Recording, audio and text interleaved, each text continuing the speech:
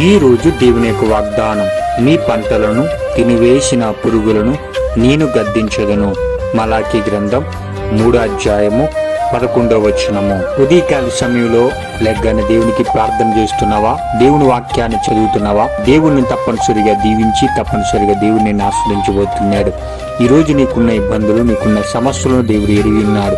ఈరోజు ఏ బాధతో, ఎటువంటి సమస్యలతో ఈ వాగ్దానం వింటున్నావో, మీ పంటలను తినివేయి పురుగులను దేవుడు గద్దించబోతున్నాడు. నిన్ను దీవించి నిన్ను ఆస్వాదించబోతున్నాడు.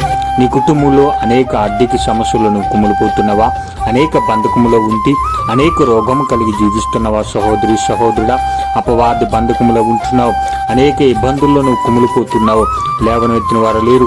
జిగడు గల దొంగ ఓగులను ఉంటున్నావని బాధపడుతున్నావా? ఇంకా నీ రోగము తగ్గదని నువ్వు కుమిలిపోతున్నావా? నీ అప్పులు సమస్యలు ఇంకా తీరవని బాధపడుతున్నావా? సహోదరి సహోదరుడా, నిన్ను లేవనెత్తే దేవుడు, నువ్వు నమ్ముకున్న దేవుడు ఏమాత్రం నేను చేయి విడిచిపెట్టేవాడు కాదు.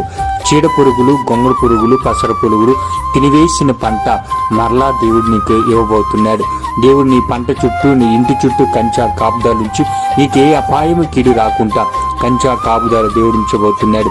నీ బిడ్డలకి మంచి ఆరోగ్యం కలిగించి దేవుని యొక్క సన్నిధిలో నువ్వు ఎప్పుడైతే మొరపెడతావో, దేవునికి దగ్గరగా ఉంటావో, తప్పనిసరిగా నీకు ఆరోగ్యం దేవుడు దయచేయబోతున్నాడు. నీ పంటను తినివేసిన పురుగులను దేవుడు గద్దిస్తూ ప్రతి ఒక్క దురాత్మ శక్తులు దేవుడు నీ కుటుంబానికి అంటుకుంటా దేవుడు కంచా కాపుదాలుంచి నీ కుటుంబానికి మంచి ఆరోగ్యము, మంచి ఖ్యాతి, పేరు దయచేయబోతున్నాడు.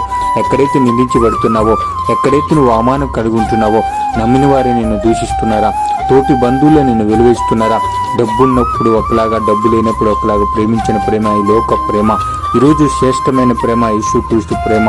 ఎక్కడైతే నువ్వు అవమానించబడుతున్నావో, ఎక్కడైతే నువ్వు తునీకరించబడుతున్నావో, వారి ఎదుట దేవుడిని గొప్ప చేయబోతున్నాడు. నిన్ను గొప్ప చేసిన దేవుడిని పక్షంలో ఉంటున్నాడు. దేవుడిచ్చిన ఆశీర్వాదం మెండుగా నీ కుటుంబానికి దయచేయబడింది గాక.